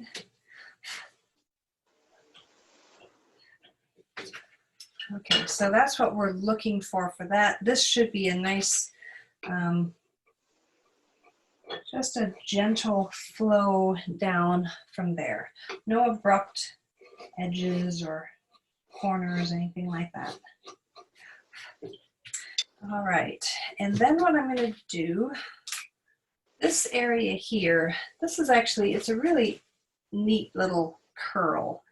If you look at this, it gives the illusion that this is kind of coming around. This is actually the underside of the leaf. You can kind of see that. It's a little bit of a hollow there. And then it's coming around and it's curling up. And this is actually one of these little lobes, okay? But it's on the end of a curling leaf. So that little lobe or that little serration right there is a little, it's got a little curl to it. And let me just show you, can do, yeah, these are a little bit more aggressive. So if you look at some of these, like this one, you see, this is that leaf, but if you imagine that curling at the end of that leaf, there's a little serration there, there's a little serration there. But you see, this whole area is curving, this whole area is curving, and it really gives that wonderful sort of twisting feel to the end of it. And that's what we're going to be doing on that one. But before you do that, you want to make it basically this half round all the way from there to there. And so a kind of a half sphere.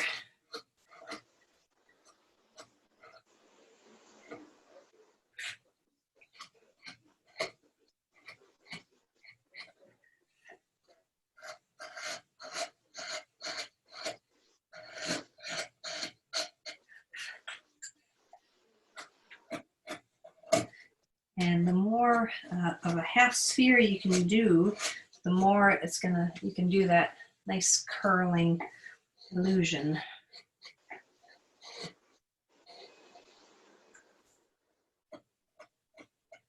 Okay, I'm not gonna do any details on this yet because there's some other things that I have to do for this. I'm gonna back off that light. It's a little bit glaring, isn't it?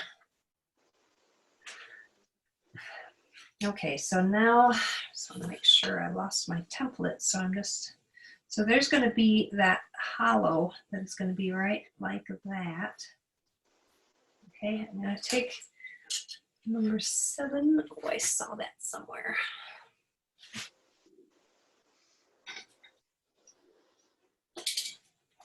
You would think with all my tools behind me all nicely organized that I would be able to find my tools better, but you know. That's that in that perfect world thing. Okay, now I'm going to come down here and just start to take a hollow. All right, and right there the grain switches right at the bottom of that hill. And now I'm going to take a number 7-6, and I'm going to define this as a hard edge right there. Okay, so, but I want to make sure that it stays nice and curled there. All right, and then I'm going to approach it from this direction because right at the bottom of that hill, that's where the grain switches. So I'm going to have to come at it from the side and finish that up. So come at it from here. There's going to be that little area right there that's a real challenge to get clean, but you want to get as much of it as you can and then finish it up by doing one final cross grain cut.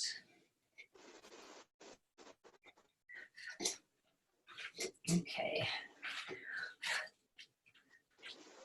So now at the same time then I'm going to show you how to do that little, it's kind of a, call it a half moon cut, right? And that's going to give that the illusion that that's a little serration, a little curling over right there. So I'm going to make a vertical cut right there, and then make a second cut, a 45-degree angle, and take a little kind of a half moon cut. It's kind of like the little notch cut, but it is more, much more curved shape. And also one little thing, I'm actually going to round that. So again, it looks kind of like this little curling thumb.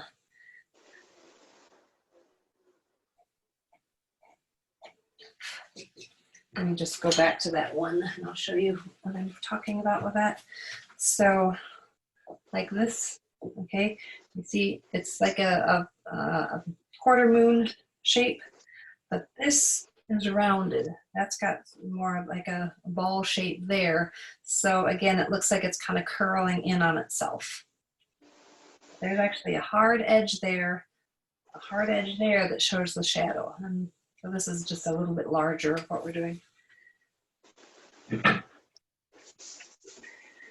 Okay, so let me just move over to the scroll. Now, quite often when you have an actual shape of the, the leaf on its own, quite often it starts out in a,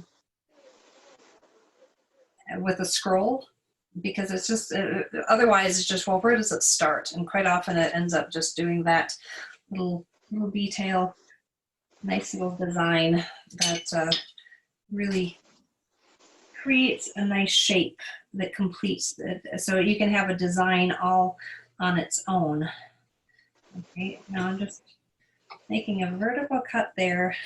Now normally, this might work. I'll use a number 7/6 as it gets a little closer in there. So there's a vertical cut, and then what I'm going to do is make a slightly, about a 45-degree angle cut down to that. And then I'm going to do the same thing, curve. So this area is actually very similar to what I did here, only it's a bit of a continuation of that, of this area right here.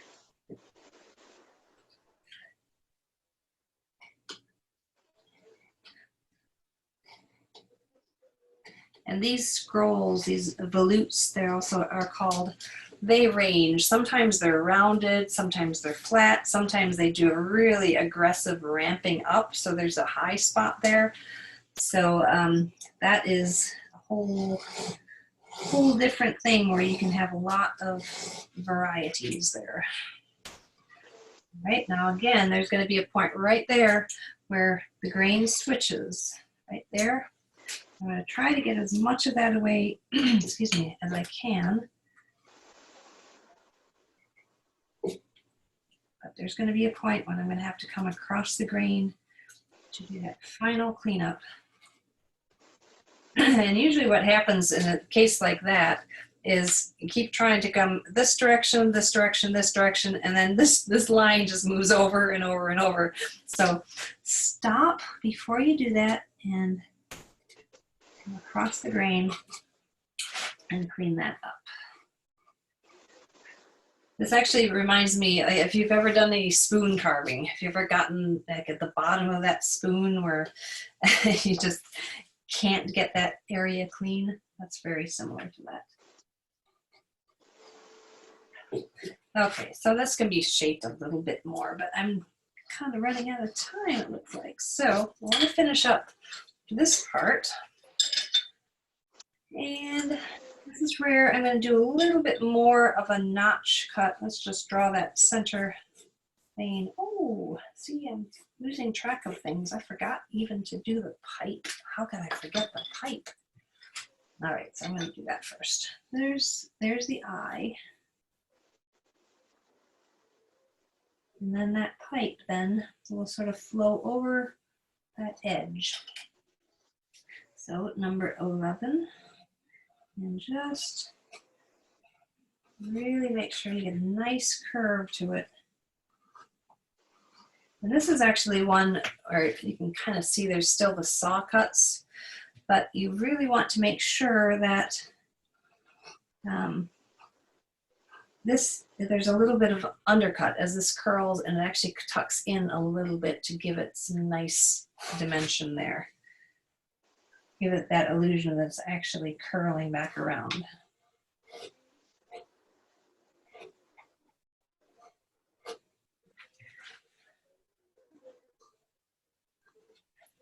Okay, so now I'm going to just do the same thing, soften those corners.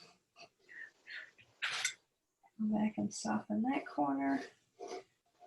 And then lower the section down. So again, like on the symmetrical one, so that it looks like that pipe is actually higher than the rest of the leaf. So I'm actually taking that and lowering that surface of that leaf down. And same thing here.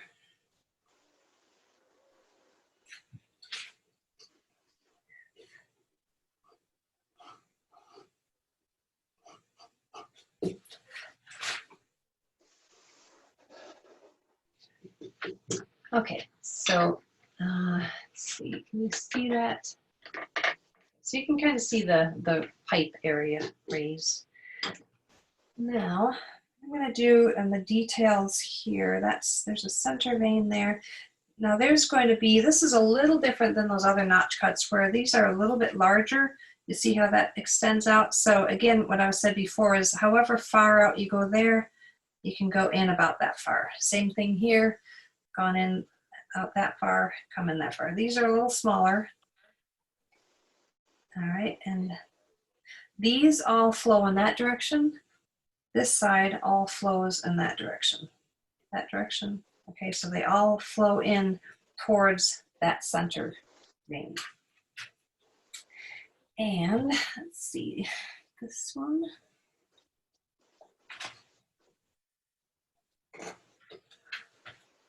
That one.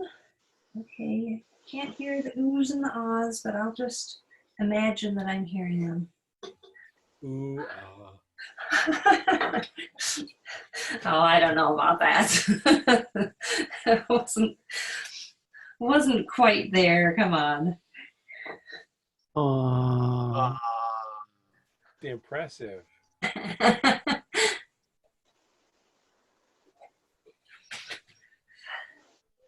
I guess that'll have to do. All right. Bill. Okay, now I'm just going to go back with the V chisel and just do several vein lines down. And this is where you can just take, and they all should kind of flow right along, right down, but none of them actually touching each other or crossing each other. So all just curving around and all coming slightly closer together.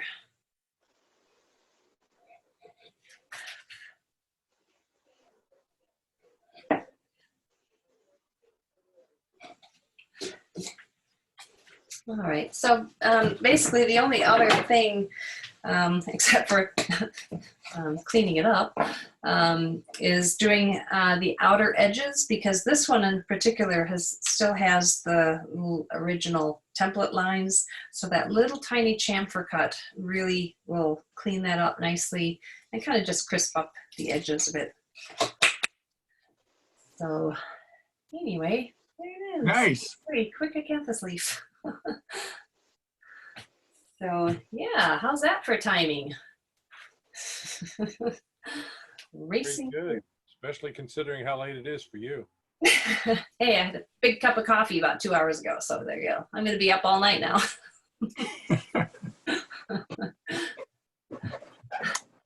That was great. Thank you. Thank you very much. Yes, thank you. Yay. Thank you. All right. Well, stay Thank you. safe out there, and yes. Let me make a few announcements too. Just one in behalf of Mary. Several years ago, I discovered after the book that she actually has individual videos for each of the 13 acanthus leaves, or at least most of them, on her website. They're separately priced. They're for sale. I decided to tackle an easy one, so I tackled the Scandinavian acanthus leaf. And I got her video and I downloaded it. And what I discovered is I can download it to my iPhone. So then I could be out in the garage, I could watch part of the lesson, pause it, and go on and do the work, and then pick up right where it left off. And that, for me and my learning style, was a terrific, really a terrific way to do it. And it's like having, a teacher there with you. the guild, when Chuck was teaching the classic Acanthus leaf and his Acanthus leaf, the closest was Mary's Italian Renaissance leaf, and the guild bought her cast, and it's in the Carving SIG library. So if you have, for any of the ones that she has her video lessons for, you can also buy a cast. They're terrific because you can follow along. So if you decide to tackle the Italian Renaissance, it's in the library. I control that right now, but let me know and you can borrow it. Other is that, since we're locked down, the guild owns a lot of tools. The board supported the carving efforts that we have. We have about 200 tools. They're configured in rentable sets, and some of the others are in tool rolls that, for different classes that Chuck or Masa have been teaching. So if you get stuck and need to borrow something and don't want to go out and shell out 50 or 75 bucks per tool in order to experiment, we have some available. The other announcement, these are monthly programs. For October and November, we're still working on them. Jerry Boone, who you can see with his headphones on, is putting together the programs for that. We have Gil Drake scheduled for November. And Gil is a tool maker in the Seattle area, makes really high quality tools. I own some, I know some of you own some. Mostly palm tools, some knives, but he has got a manufacturing operation. And I don't know what we'll call that program. Jerry and I have to talk about it, but to me, it's kind of like an evening with Gil Drake, talking about tools, talking about steels, talking about how he sharpens. And at the Northwest Carving Academy in Central Washington, he also teaches. So there may be an opportunity to learn a bit about it. He's had some health issues, so we're hoping all that will resolve itself. Stay tuned for October. We have a bunch of topics. We're trying to find speakers for that. Eventually, we're going to try to get the twice monthly programs to do I would call like this, a major program, and then to have on the other 2 weeks is to have more local practical kind of stuff that we might do. There might be panel discussions. They might be some local topics. Are there any questions for Mary or for me, so we can partly to let her go to sleep because it is late there. You can hold your hand up or not. I'm curious, is Chuck Reinhardt there? I can't see who's actually. Say that again, Mary. Is Chuck there? Chuck Reinhardt? No, he is not. He did not make it. Oh, that's too Yeah, bad. he did not make it. Tell him But I said you have a lot of your fans here, and a lot of your former students from last fall. So we'll say that. Thank you for coming early, for experimenting with the technology, and for doing what you do. well, thank you. Thank you for having me. I appreciate it. We look forward to having you out here again. I look forward to it also. Well, Thanks. stay safe out there, and thank you again. Okay. Have a good evening. Okay, Mary. Thank you, Mary. Have a good evening. So I will, in a couple of days, I will get the video posted, and Mary, you'll get a copy if you want to watch it again. But Okay. it'll be on a Google Docs drive somewhere, and we'll get it out to everybody. So I'll end the meeting for everybody, and we'll say good night. Thank you. Good night. Thanks, Larry.